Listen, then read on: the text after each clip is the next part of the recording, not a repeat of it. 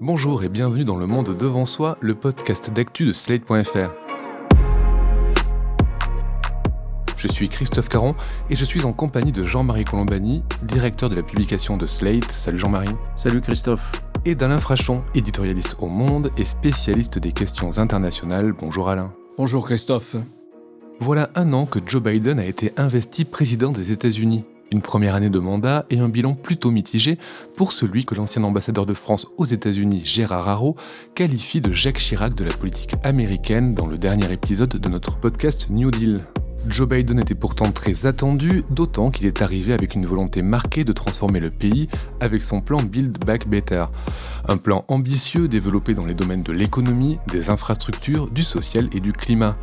Mais c'est d'une autre réforme que nous allons parler aujourd'hui, celle du système électoral américain. Les élections sont un sujet tendu actuellement aux États-Unis, à cause entre autres de la petite musique complotiste jouée par Donald Trump et ses partisans, persuadés que la victoire leur a été volée. Sans bien évidemment souscrire à ces thèses démenties par les faits, il est vrai que ce système électoral est complexe et qu'il donne lieu à certaines aberrations. Souvenez-vous qu'en 2016, Donald Trump avait remporté la Maison-Blanche malgré son retard de près de 3 millions de voix sur sa concurrente démocrate Hillary Clinton. Alors si le projet de Joe Biden n'allait pas révolutionner le modèle en modifiant le système de grands électeurs, il visait d'abord à protéger l'accès aux urnes des minorités, souvent entravées par des mesures prises localement par des États républicains. Ensuite, et c'est technique, il devait limiter les blocages du système parlementaire dû au filibuster, on va y venir. Malheureusement, le projet a été enterré par le Sénat, signant un échec pour Joe Biden, qui a toutefois déclaré lors de sa dernière conférence de presse ne pas avoir épuisé toutes les options. Jean-Marie, Alain, pour commencer, expliquez-nous pourquoi le président démocrate voulait cette réforme. À quel point les minorités sont-elles exclues du processus électoral ? Avant d'essayer de répondre à cette question, je voudrais juste faire une petite remarque liminaire, parce que la référence à l'ambassadeur Araud ne me convient pas. En rien, Joe Biden ne peut être comparé à Jacques Chirac, pour une raison simple, c'est que Joe Biden est porteur d'un projet énorme, qui n'a d'égal dans l'histoire américaine que le New Deal, dans ce qu'il entreprend. Alors on verra qu'un certain nombre de plans, de passages de son plan ont été acceptés, d'autres sont actuellement bloqués, mais l'ambition est énorme. Et Jacques Chirac n'a jamais eu une telle ambition. Il se trouve que moi j'avais écrit peu de temps après l'entrée en fonction de Jacques Chirac un éditorial intitulé « Le contentement de peu », et pour moi ça reste Jacques Chirac. Donc fin de la petite parenthèse. Après, si on regarde le paysage américain aujourd'hui, lequel d'entre nous aurait pu penser vivre un jour une crise de la démocratie américaine, ou l'idée même que la démocratie puisse être en danger aux États-Unis, alors même que pour nous, elle a toujours été au contraire ce temple de la démocratie et de la vie démocratique. Ben, c'est ce qui se passe aujourd'hui aux États-Unis. Il y a une crise profonde de la démocratie dont on ne sait pas jusqu'où elle peut aller. Un des éléments du débat aujourd'hui et des fractures multiples qui traversent la société américaine, c'est que d'un côté, vous avez des gens qui continuent à dire « Ah mais l'élection de Biden a été une élection volée ». C'est Trump qui a gagné, ou Trump continue à faire croire à un certain nombre de partisans, ou ses partisans feignent de croire que l'élection a été effectivement volée. Et d'autres qui disent non, le vote est truqué et va être davantage truqué parce qu'en ce moment, il y a 19 gouverneurs américains républicains qui sont en train de triturer leurs lois électorales localement et qui font que l'accès aux urnes sera plus difficile objectivement pour un certain nombre de minorités. Donc vous avez ce clivage-là qui montre le fossé qu'il peut y avoir entre deux Amériques. Et donc Joe Biden, parmi les nombreuses tâches qu'il s'est assignées, qui ne triomphera peut-être pas toutes, mais il faudra regarder les choses sur la distance, sur les 4 ans et pas sur la première année simplement, a voulu essayer de corriger ce deuxième aspect des choses. Mais ça n'est qu'un des aspects de la crise de la démocratie américaine. Alain, mais est-ce que cette réforme du système électoral poussée par Joe Biden suffirait à mettre un terme à la crise qui touche la démocratie américaine ? C'était en tout cas un élément important. C'est pas la première fois que la question se pose, mais c'était un élément important précisément parce qu'on a affaire à un parti républicain dominé par Trump. Or, on sait que Trump, ou tout au moins ses plus proches partisans, le 6 janvier, ont essayé de faire pression sous forme d'insurrection sur le Congrès américain pour qu'on arrête la certification d'un vote qui avait reçu tous les contrôles possibles et imaginables, y compris de la part de nombreux tribunaux. Et donc, les Américains sont dans une situation qui est la suivante. Est-ce qu'on peut faire confiance au parti républicain de Trump s'il revient au pouvoir pour le quitter démocratiquement, puisque nous avons eu une tentative de rester au pouvoir qui, semble-t-il, contrevenait à toutes les règles de la démocratie. Il y aura sans doute plus tard des suites judiciaires à cette affaire. Donc voilà un premier élément qui est conjoncturel. Plus structurellement, ce qu'on oublie souvent en France, c'est que le système présidentiel américain est en fait un système hybride. Le président, s'il n'a pas une majorité au Congrès, il est condamné à gouverner uniquement par directive et il peut prendre des directives présidentielles dans un certain nombre de domaines, mais assez limités. Par exemple, il ne peut pas changer la législation sur les armes à feu. Par exemple, il ne peut pas changer le niveau. Il y a un SMIC fédéral, et puis après il y a des SMIC dans les États, salaire minimum garanti. Il ne peut pas le changer au niveau fédéral s'il n'a pas une majorité au Congrès. C'est donc un système qui est à cheval entre le parlementarisme et le présidentialisme. Ce n'est pas un système présidentiel à la française, ou même en temps de cohabitation avec l'opposition, lorsque le Premier ministre appartient à un autre parti que celui du président, eh bien même dans cette situation-là, on a vu que le président avait encore d'énormes pouvoirs. Et donc, oui, c'est un point clé, parce que justement, il dépend du Congrès. Mais si vous êtes face à un parti qui mène en ce moment une attaque qui est triple contre le principe du suffrage universel, là, vous avez, comme le disait Jean-Marie tout à l'heure, un pays qui connaît une véritable menace existentielle, a dit Biden, sur sa démocratie. Alors ça prend quelle forme ? Il n'y a pas de législation fédérale sur le vote aux États-Unis. Il n'y a pas de législation nationale. Ça dépend de la majorité dans les États. Vous avez une vingtaine d'États républicains, et même à ce jour, un peu plus encore, qui sont en train de faire trois choses. Premièrement, ils redécoupent, parce que c'est en leur pouvoir, quand ils ont la majorité dans un État, ils redécoupent les circonscriptions. Alors les démocrates font pareil. Ils redécoupent les circonscriptions pour avoir des circonscriptions, soyons clairs, entièrement blanches, donc entièrement acquises au Parti républicain. Ça vous explique que dans la vie politique américaine, il y a très peu de changements à la fois au Sénat ou à la Chambre, parce qu'il faut véritablement un très ample mouvement de l'électorat pour changer le vote. Les circonscriptions vous sont acquises quasiment à vie. On vote tous les 2 ans, à la Chambre des députés, là-bas, à la Chambre des représentants. Le mandat, c'est de 2 ans. Donc d'abord, ils sont en campagne électorale permanente. Mais en fait, ils sont sûrs de rester 10, 15, 20, 22 ans parce que c'est des circonscriptions quasiment acquises à l'avance. Deuxièmement, qui a le droit de voter ? Qu'est-ce qu'il faut pour être inscrit sur les listes électorales ? Là encore, pas de législation nationale, pas de législation fédérale. Ici, c'est le permis de conduire. Là, c'est une quittance de gaz. Ici, c'est encore autre chose. Il n'y a pas de système fédéral. Donc, que font en ce moment les Républicains ? Alors là, c'est déjà devant la Cour suprême. La Cour suprême est amenée à se prononcer. Ils exigent des documents manifestant la permanence, une certaine durée, longue durée, dans tel ou tel État pour avoir le droit de vous enregistrer sur les listes électorales. L'électorat ouvrier aux États-Unis, l'électorat des petites classes moyennes, il bouge. Il va là où l'emploi est. C'est le système américain. Et donc, vous privez du droit de vote des gens qui, en général, là encore, disons les choses par leur nom, vous pouvez priver du droit de vote un grand nombre de familles qui sont des familles noires. Troisième attaque, qui est toujours possible par le fait qu'il n'y a pas de législation nationale, qui contrôle, au lendemain des élections, qui contrôle la régularité du vote et puis du dépouillement. On l'a vu en Géorgie, par exemple, cette fois-ci. D'habitude, ce sont des hauts fonctionnaires de l'État local qui contrôlent. C'est même la règle, la plupart du temps. Et c'est un haut fonctionnaire qui a le métier de secrétaire d'État. Ça n'a rien à voir avec la diplomatie, mais au sein d'un État américain, des 50 États américains, il y a une sorte de secrétaire général de l'administration du gouverneur qui est son secrétaire d'État.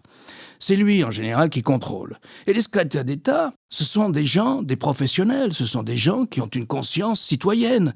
Ils peuvent appartenir au Parti républicain. Ça a été le cas en Géorgie. Le secrétaire d'État était républicain. Mais il a dit non, le dépouillement est parfaitement correct. Alors là, pour en revenir à ce que disait Jean-Marie tout à l'heure, on est en train, dans 19 États aujourd'hui, de changer radicalement cette règle et on va dire non, c'est plus les hauts fonctionnaires de l'État qui vont vérifier le fait que le vote et le dépouillement ont été corrects. Ce sont les chefs de la majorité locale, autrement dit les républicains. Et donc on passe à un contrôle qui est un contrôle d'État, un contrôle d'un haut fonctionnaire, peu importe son parti, à un contrôle militant. Dans ce système-là, la Maison-Blanche, Trump aurait pris son téléphone, il aurait dit au chef de la majorité républicaine en Géorgie « Vous exigez de recompter, il y a eu des fraudes, ou comme il l'a dit, et ça a été enregistré, vous me trouvez 11 000 voix de plus ».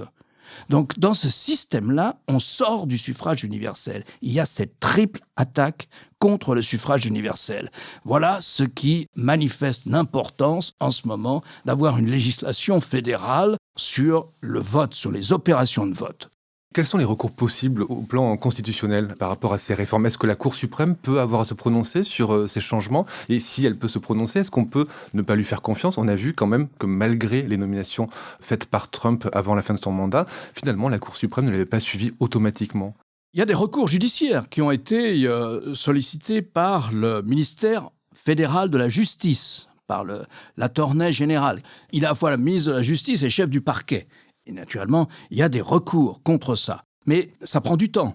Il y a des élections de la mi-mandat le 8 novembre. Et il y a une course de vitesse ici. Il y a une course de vitesse parce qu'il n'est pas du tout certain que les recours judiciaires se seront déroulés ou auront abouti par un oui ou par un non. Et puis après, il y a des procédures d'appel, ça finit à la Cour suprême, avant les élections de la mi-mandat. Donc oui, il y a des recours, bien sûr. Est-ce qu'on peut faire confiance à la Cour suprême? La Cour suprême, avec l'armée américaine, était celle des institutions qui, jusque-là, avaient le mieux résisté à la crise de défiance dans les institutions de la démocratie américaine. Le plus bas, c'est le Congrès, qui bénéficie d'à peu près 25 à 30% de confiance, et donc tout le reste, c'est de la défiance. Et puis ensuite, il y avait la Maison-Blanche, un peu mieux, 35-40%. Après, il y avait la Cour suprême, très forte confiance dans le pouvoir judiciaire, dans la troisième branche du pouvoir américain. Et puis, il y avait l'armée aussi, une énorme confiance. Elle est politisée, de facto. Elle a été politisée dans le temps. Il n'y aurait pas eu le New Deal sans une Cour suprême à majorité démocrate. Donc, elle est politisée. Mais la confiance règne. Parce que, comme vous le dites, on a vu qu'une Cour suprême, en ce moment, sur les 9 juges, il y en a 6 qui sont conservateurs, dont 3 qui ont été nommés par Trump. Pour le moment, on ne peut pas se prononcer dans un sens ou dans un autre. Il y a eu, sur des questions compliquées de législation sur l'avortement, une attaque de la Cour suprême contre le droit à l'interruption de grossesse. Donc là, on a senti une forte politisation. Il y a eu au contraire d'autres cas où la Cour suprême a déçu Donald Trump. Il l'a dit d'ailleurs, ce sont mes juges et ils votent contre moi. Parce qu'il ne peut pas comprendre ça. C'est quand même un homme qui a été président des États-Unis. Il ne peut pas comprendre la notion de contre-pouvoir, sinon d'indépendance du judiciaire. Il l'a dit. Alors, on a vu des cas aussi où, au contraire, on pouvait faire confiance à la Cour suprême. Donc, écoutez, moi, je ne me prononcerai pas là-dessus. Je sais que pour la première fois, elle s'inquiète de la crise de confiance, parce qu'elle est touchée par la crise de confiance. Sa cote de popularité ou sa cote de confiance a considérablement descendu. Et les juges se sont entêtés, ce qui est assez rare de leur part, dans les médias, à l'université, ont accepté des séminaires, etc., pour dire non, nous ne sommes pas là pour faire une politique, nous sommes là pour dire le droit. Il ne faut pas laisser la confiance de la Cour suprême s'éroder, ça serait une atteinte à la démocratie américaine. On verra. En attendant, les recours qui sont faits par des personnes contre des lois anti-avortement qui sont votées dans les États, notamment au Texas, ces recours sont déboutés par la Cour suprême. Donc elle prend directement fait et cause pour les gouverneurs républicains qui ont changé ces lois. Donc la grande question, en fait, après tout ce que vient de nous rappeler Alain, c'est de savoir si quelque chose d'énorme, c'est-à-dire est-ce que le vote qui a permis l'élection de Joe Biden restera comme le dernier vote normal, libre, dans une démocratie normalement constituée. Il y a vraiment une vraie menace sur la nature du système. Et au nom de quoi, désormais, les États-Unis vont aller en Amérique latine dire à monsieur un tel qui a des aspirations autoritaires, voilà, vous trichez avec le suffrage universel. S'il y a au sein même des États-Unis Il y a un système qui est vicié.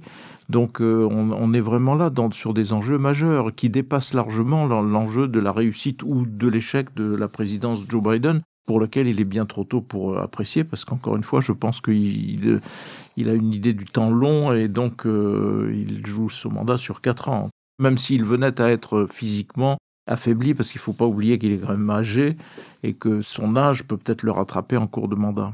Malgré sa volonté de changement, de réforme, est-ce qu'il peut y arriver? Alain rappelait l'importance du Congrès, justement, dans les choix et dans l'application des décisions politiques de Joe Biden, le fait qu'ils doivent peut-être en être réduits à gouverner par directive. Est-ce qu'il va pouvoir faire tout ce qu'il veut faire? Il ne peut pas tout faire par directive, parce que le champ des directives, encore une fois, c'est comme le champ réglementaire en France, c'est un champ limité. C'est vrai que l'esprit, et même la lettre, mais surtout l'esprit des institutions américaines, c'est la nécessité du compromis. Et donc l'idée du compromis, elle est inscrite dans le fait qu'un certain nombre de textes ont besoin d'une majorité de 60 sénateurs sur 100 et non pas de la majorité plus une voix. Donc ça veut dire que la minorité est obligatoirement partie prenante d'une réforme, ou alors cette réforme n'existe pas.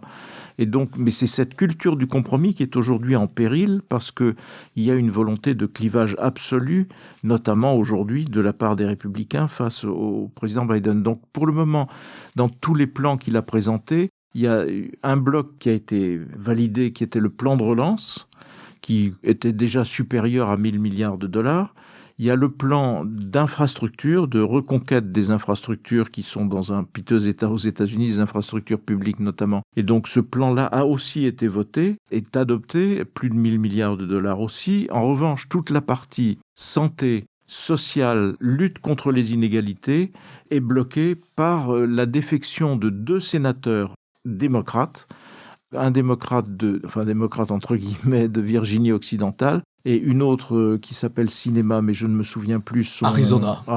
L'état d'où elle vient, et qui sont résolument dans l'opposition à Joe Biden, et qui donc joignent leur voix à celle des républicains, et qui bloquent à la fois toute réforme du passage à une règle majoritaire simple, et qui bloquent aussi le vote de tout l'aspect, encore une fois, social, santé du plan Biden. Donc Biden, pour le moment, est bloqué sur ce truc-là. Alors, je crois que ce qu'il envisage, c'est de passer, non pas par des executive orders, mais par redécouper cet énorme plan en petits morceaux et essayer de faire passer ici un morceau, là un autre morceau, ainsi de suite, au gré des sujets sur lesquels il pense pouvoir. Parce qu'il lui-même est un homme du Sénat, par définition, puisque c'est sa carrière, et donc il est un peu au pied du mur parce que sa culture est celle du compromis. Le savoir-faire qu'il a mis en avant, notamment pour être élu, était celui-là, de dire, mais au fond, le compromis, il sait faire et il saura s'arranger d'une majorité aussi étroite au Sénat. Et s'il est bloqué là, c'est en effet tout un morceau de son crédit qui peut s'effondrer. Voilà exactement où ils en sont. Mais peut-être qu'Alain veut compléter là-dessus, je ne sais pas. On lui reproche de ne pas s'être battu dès le début avec autant de vigueur qu'il s'est battu pour ces 3 grands plans que vient d'évoquer Jean-Marie. On lui reproche de ne pas avoir donné la priorité à cette législation nationale, fédérale, destinée à protéger le droit de vote. Un homme, une voix. On lui reproche beaucoup ça.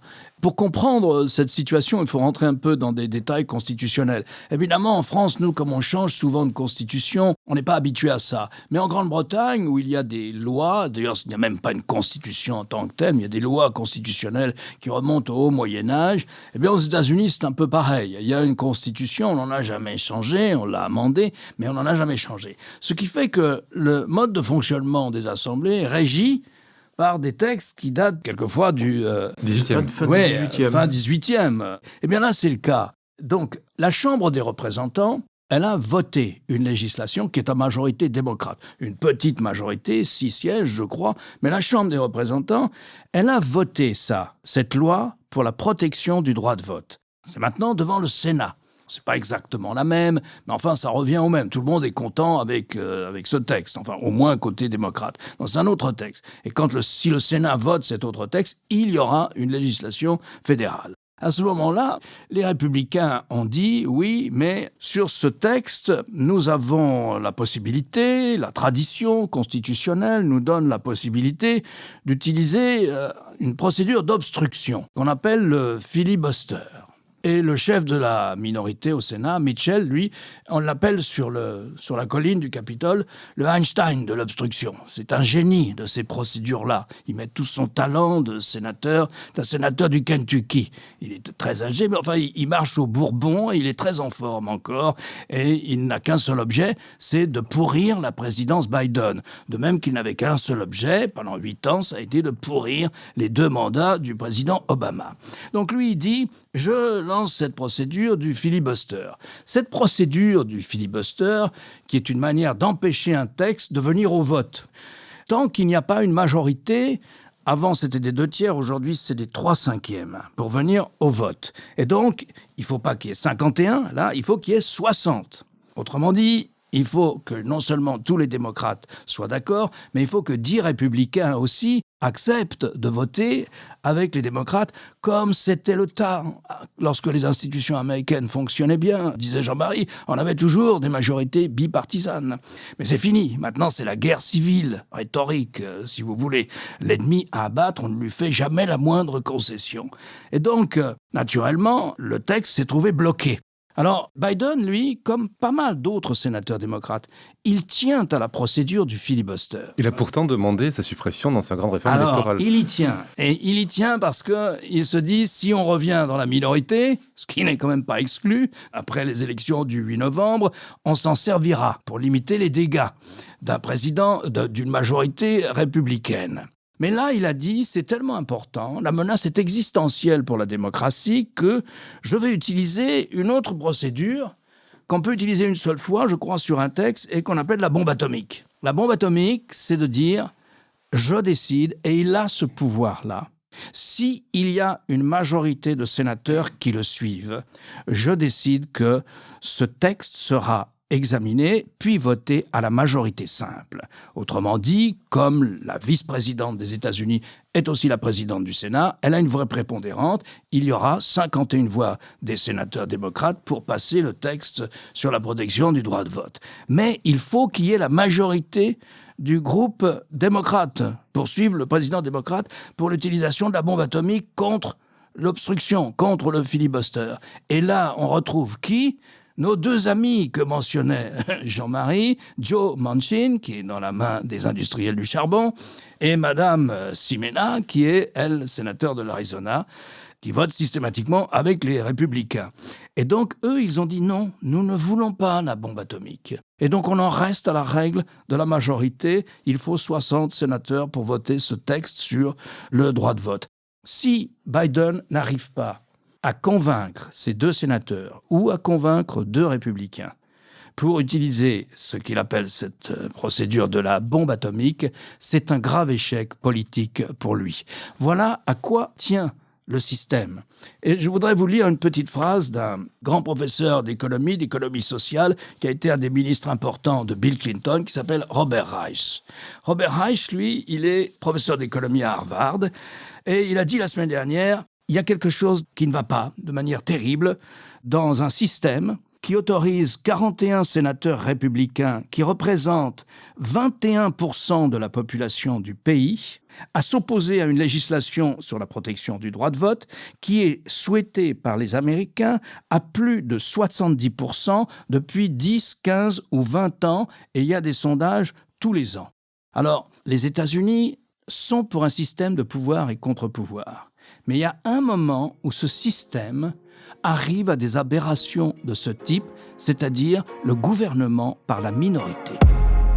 Ce qui est effectivement contraire aux grands principes démocratiques, en tout cas ceux pensés par les pères fondateurs du pays. Merci Alain. Alain, je rappelle votre chronique chaque jeudi dans Le Monde et sur lemonde.fr. Jean-Marie, quant à vous, je rappelle votre participation chaque jeudi aussi à l'émission politique sur France 24. Merci messieurs et à la semaine prochaine. Comme on dit, c'est une affaire à suivre. Merci Christophe. Merci Christophe.